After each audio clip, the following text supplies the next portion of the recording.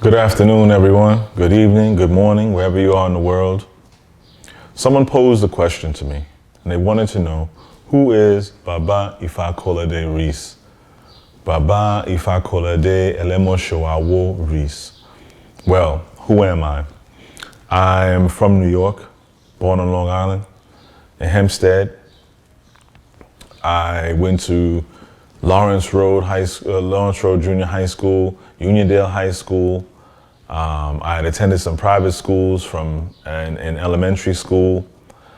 And as I experienced life, I realized that I had an affinity for, or an ability to help people to solve problems. I just happened to be one of those people that people came to talk about situations, clear their mind, or be a sounding board for. And that was probably since I was in elementary, maybe junior high school. My life has been filled with all kinds of ups and downs. My life has been filled with struggles, challenges from when I was very small. What I realized was that the way that I processed the information is what sort of made me special, what sort of set me apart. Because I wasn't one that really just rested on my laurels and just sat there and sort of bathed in the woe is me or the sadness of whatever was going on. For whatever reason, I blame it on my ancestors, I blame it on my Ori, I blame it on Obatala and Orumila and Elodumare, that they endowed me with a certain kind of ability to perceive and understand life situations a certain way. As I continued to grow, some of the knocks that I experienced racism in private school, but then I experienced ostracization from the people that looked like me when I went to public school. That in turn fostered in me and gave me a certain kind of understanding that it's about the content of a person's heart, not necessarily what they look like all the time. And so as time went on in life, and I was always intrigued by things of the spiritual world. I studied Tai Chi Chuan, Yang style, under Baba Hakim is my Tai Chi teacher, and the senior student, my brother Kofi, when I was in Atlanta. But even before them, I attribute a lot of how I got to where I got to from my mother introducing me first to Tai Chi Chuan when I was like 15 or so, in middle school, going into high school. And so, funny story was, I had gotten into a fight. Well, actually, it wasn't a fight. Some kids jumped me in the snow, me trying to help somebody else. And the person ran away, and then the people jumped on me because they couldn't get him. And I remember going home, and I really felt like, like on some Karate Kid, like, I'm gonna go and learn martial arts, I'm gonna beat them all up. Well, then something weird happened. I stopped training. And then it wasn't until a couple years later that I realized why I had stopped training, was because I wasn't training for the right reasons. I was training for revenge. I was training to think that being physical would cause me to not be victimized. And again, I thank my Ori for enhancing me with the information one day and giving me the download, like that it doesn't work that way. And so I thought to find, well, what is the more spiritual way? Like I said, I always had a keen eye for things that were spiritual in the world. And so what I ended up doing was always gravitating towards those types of things. So I might go by a friend's house, they might have African art on the walls, or they might be burning frankincense. Those things I remembered, those things I held on to. I might go somewhere else in the world, and I see somebody doing a breathing exercise, or they're training and working out. doing martial arts, those types of things would intrigue me and would interest me. And I found myself always gravitating to those things. And again, I have to give a shout out to my mother, Ibai Antonu, who has now become one of the ancestors. One of the pivotal moments was her taking me on a pilgrimage when I was 13 to Egypt, Israel, and Jordan. You know, they say when you go places, you know, there's this residue, an electromagnetic residue that you leave behind, or that is in a place when you go there. Going, swimming in the Dead Sea, walking inside the giant pyramid at Giza, walking through the Valley of the Kings, seeing the things, seeing the places, being inside of them.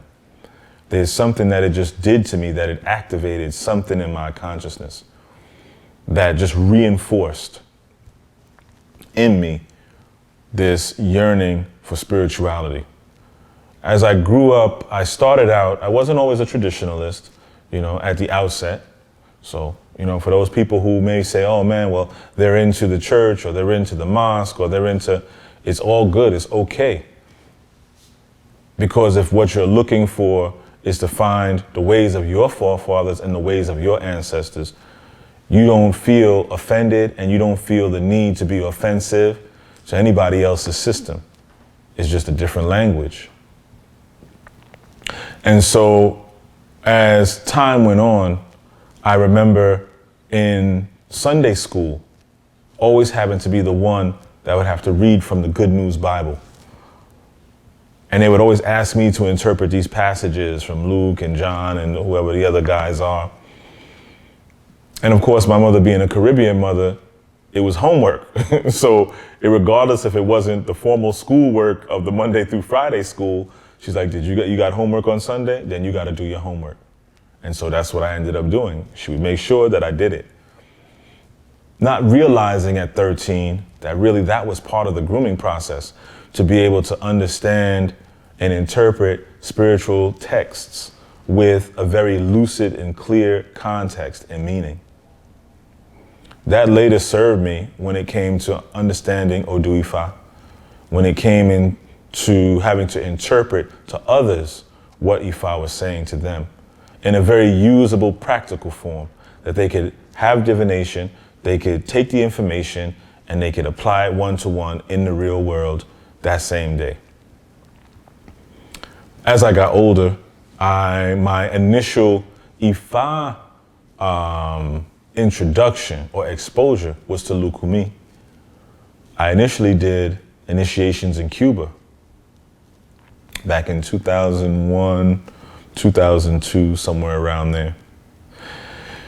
And after my second trip, I stayed there for a total of about 8 months. After my second trip, they said to me, hey, we are initiating an African in Cuba.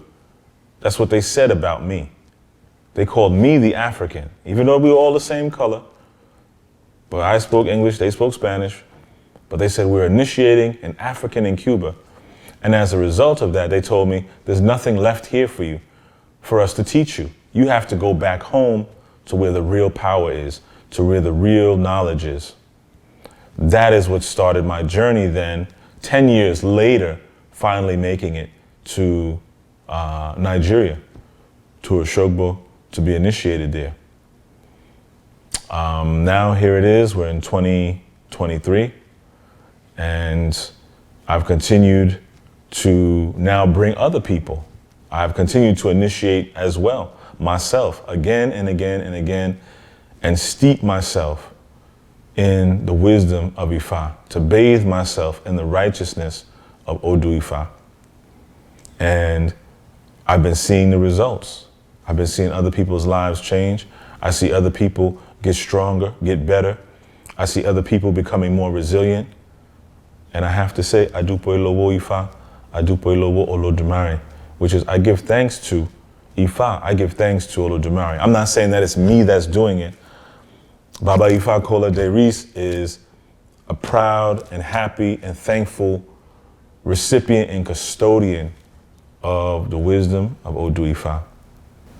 My personal philosophy on life, there's a few of them.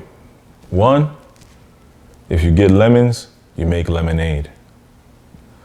2, remember what Olodumare always said, that always give praise to the spirit of perseverance.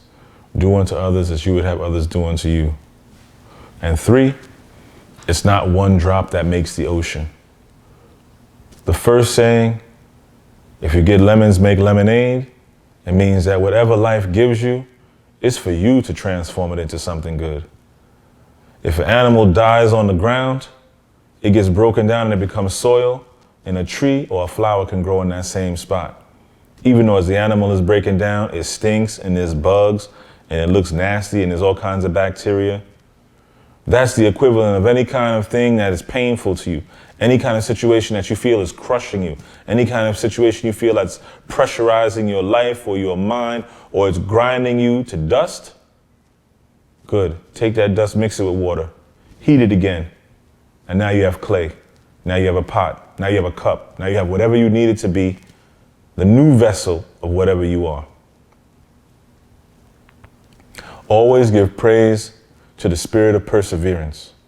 This is one of the things that Olodumare left humanity with, because we have free will. But he said, always remember that, which is that always keep going. We have to keep going. That's it.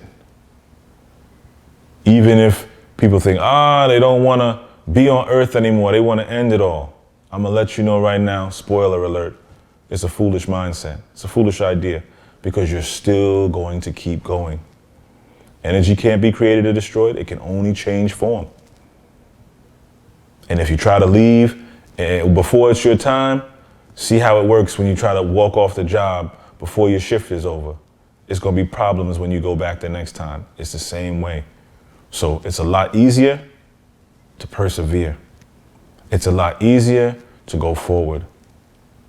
It's a lot easier if we take those lemons and make lemonade and we begin to embrace the challenge. We get the grit and the taste in our mouth for how do I solve this next problem. And then, thirdly, it's not one drop that makes the ocean. That was a saying that I thought up myself. I can actually say that one I thought up myself. When I was a marine biology major in school, and we were out on a boat, on a catamaran kind of thing, a double hull, and we were doing a field study where we were taking samples of water from the ocean. And there's a mathematical equation that says that if you take a gallon jug of salt water, of seawater, that you can calculate parts per million or per billion of gold, silver, salt, anything that's in that water. And when I learned that, it did two things. One, it showed me that I am part of the Creator. The same gallon jug of salt water from the ocean cannot support the life of a whale, but it is the same water that the whale is swimming in, just in a smaller proportion. I, you, we are the smaller proportion of the Creator. And that's very important to remember, because the more that you can remember that, the tougher, the more fortified you become when you experience challenges in life. Because the greater that you want to be, the greater your obstacles will be, because everything has to be balanced. It has to be equal and opposite.